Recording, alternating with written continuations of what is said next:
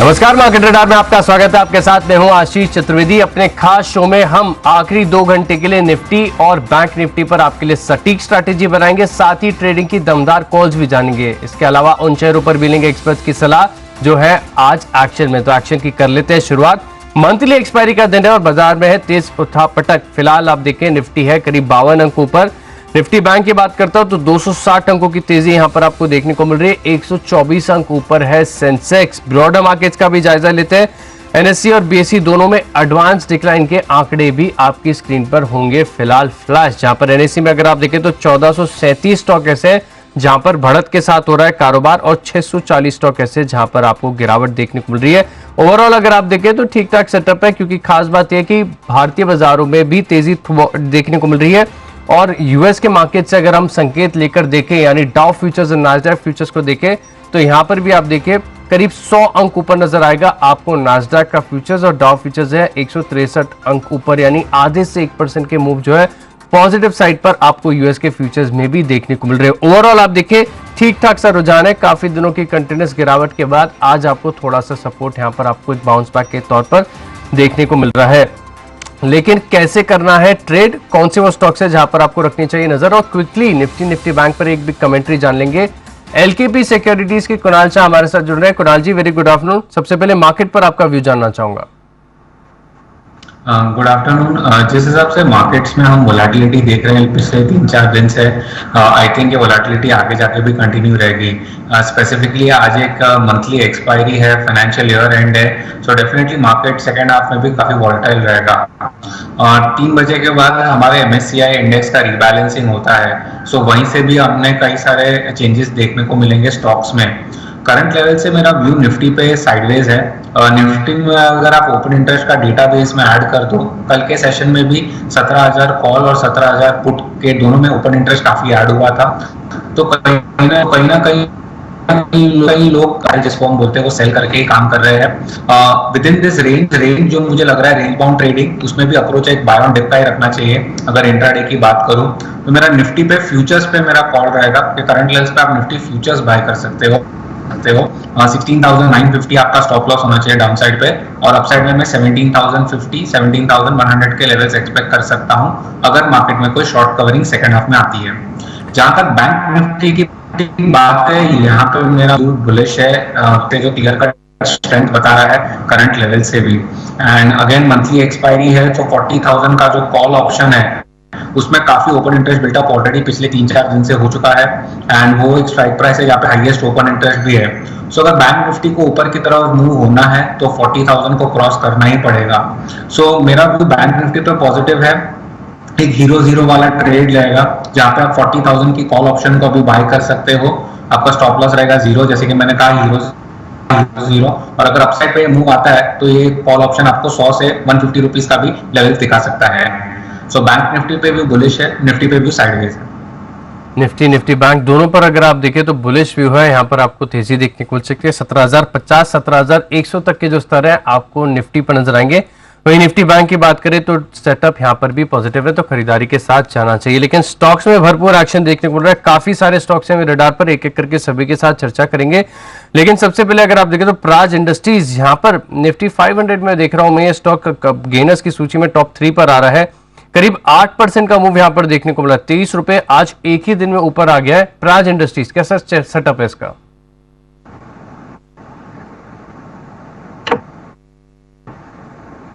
Industries Kunal 326 का भाव है। चार्ट देखो, कंसोलिडेशन का फेज था।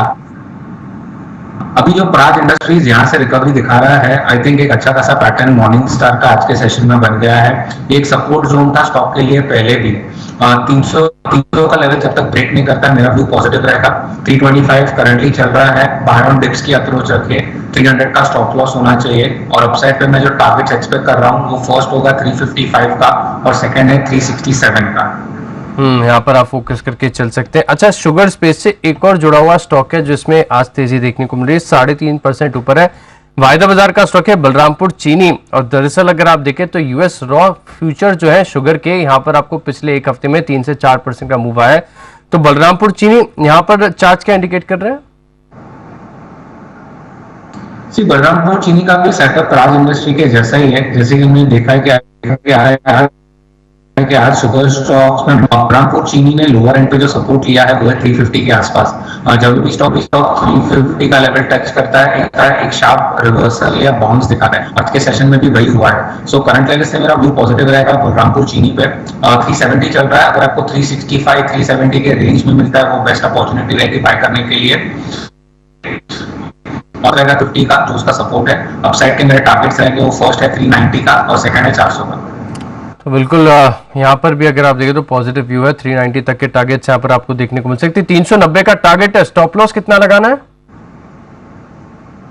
350।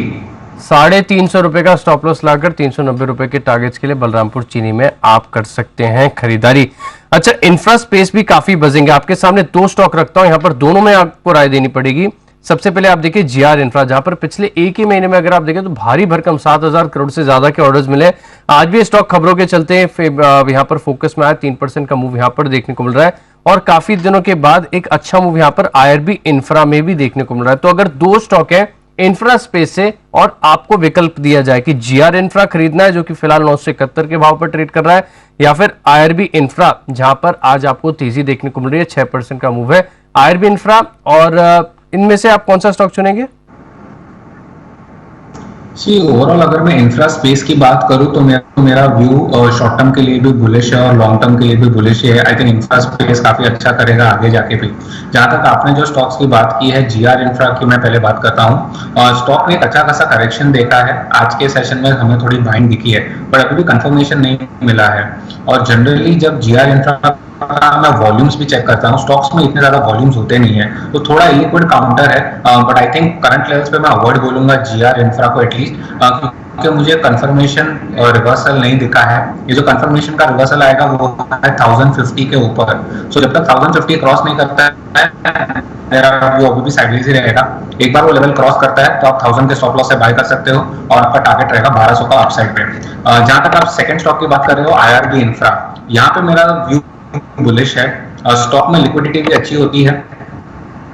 आई थिंक स्टॉक ने जिस हिसाब से करेक्शन दिखाया है वापस एक पुल बैक रैली के लिए रेडी हो चुका है। स्टॉक का ओवरऑल ट्रेंड अभी भी डाउन ट्रेंड ही है, बट सिंस स्टॉक एक ओवरसोल्ड की टेरिटरी में है, यहाँ से हम एक पुल बैक इग्नोर नहीं कर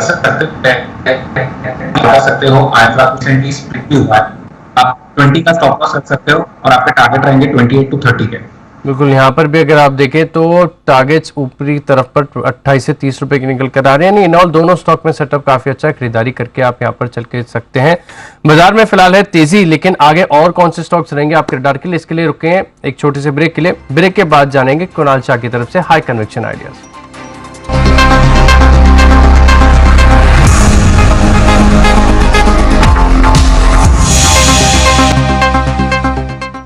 चलिए, ब्रेक के बाद आपका स्वागत है। 17,000 के करीब यानी 50 अंकों की तेजी के साथ कर रहा है निफ्टी कारोबार। सेंसेक्स में भी आप देखिए 100 अंकों की बढ़त देखने को मिल रही है। निफ्टी बैंक यहाँ पर कंपैरेटिव स्ट्रेंथ आपको आज ज्यादा नजर आएगी क्योंकि आधे % से ज्यादा के गेंस है। 250 अंक ऊपर है। 39,821 का स्तर आपको निफ्टी बैंक पर नजर आएगा। लेकिन इंडेक्स का जो रणनीति है वो तो हमने समझ ली, स्टॉक्स के ऊपर भी चर्चा कर लिया। अब ये जान लेते हैं, कुणाल शाह हमारे साथ ऑलरेडी कनेक्टेड है। कुणाल जी, आपकी फोकस लिस्ट में आपके रडार पर कौन से स्टॉक्स आए हैं? मार्केट ने जिस हिसाब से करेक्शन देखा है लास्ट 1 to 2 मंथ्स में, आई थिंक ये करेक्शन एक बहुत अच्छी अपॉर्चुनिटी देता है क्वालिटी स्टॉक्स को पिकअप करने में। एक सेक्टर है जहां पे मेरा व्यू काफी बुलिश है करंट लेवल से भी, वो है पीएसयू बैंक का सेक्टर। पीएसयू बैंक्स में जिस हिसाब से हमने करेक्शन देखी है, आई थिंक यहाँ से एक अच्छा खासा रिवर्सल आ सकता है।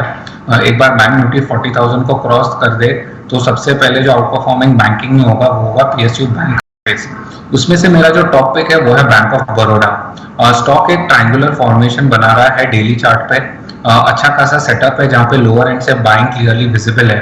स्टॉक अपने क्रिटिकल मूविंग एवरेज के ऊपर भी ट्रेड कर रहा है। करंट लेवल्स पे भी आप बाय कर सकते हो, 162 के आसपास चल रहा है। 158 आपका स्टॉप लॉस होना चाहिए। अपसाइड पे मैं टारगेट्स एक्सपेक्ट कर रहा हूँ 170 के। सो बैंक ऑफ बड़ौदा मेरा पहला पिक रहेगा। सेकेंड पिक है वो, जैसे कि हमने इंफ्रा स्पेस में शो की बात की, अगर इंफ्रा का ही मैं प्रॉक्सी प्ले की बात करूं तो आता है सीमेंट। और आज के सेशन में सीमेंट्स ने भी काफी अच्छा खासा परफॉर्मेंस दिखाया है एंड आई थिंक आगे जाके भी परफॉर्मेंस क्लियरली सीमेंट स्पेस में दिखेगा। उसमें से मेरा जो टॉप पिक है वो है रामको सीमेंट। रामको सीमेंट को हमेशा 750 760 का जोन था जो एक क्रिटिकल रेजिस्टेंस हुआ करता था। स्टॉक आज के सेशन में काफी स्ट्रेंथ बता रहा है और ये रेजिस्टेंस भी स्टॉक निकाल देगा। सो करंट लेवल्स पे आप रामको सीमेंट को बाय कर सकते हो। 730 आपका स्टॉप लॉस होना चाहिए, 780 मेरा फर्स्ट टारगेट होना चाहिए और 800 मेरा सेकंड टारगेट होगा। बिल्कुल, दो ट्रेडिंग आइडियाज है। पीएसयू बैंक पर भरोसा बना हुआ है। इनफैक्ट जो रिकवरी आएगी उसको पीएसयू बैंक से लीड करेंगे, लेकिन साथ में एक स्पेसेस है जिसमें अभी से आपको स्ट्रेंथ नजर आ रही है, वो है पूरा का पूरा सीमेंट पैक। इनमें से बेहतरीन चार्ट है रैमको सीमेंट्स का। आज यहाँ पर 1.25% की मूव आपको देखने को मिल रहा है, 2% करीब करीब ऊपर है। तो यहाँ पर आपको फोकस करके चलना है। रैमको सीमेंट में करनी है खरीदारी, 730 रुपए का लगाना है स्टॉप लॉस और पहला टारगेट होगा 780। पार कर गया तो आपको 800 रुपए तक के जो लक्ष्य है वो आपको देखने को मिल सकते हैं।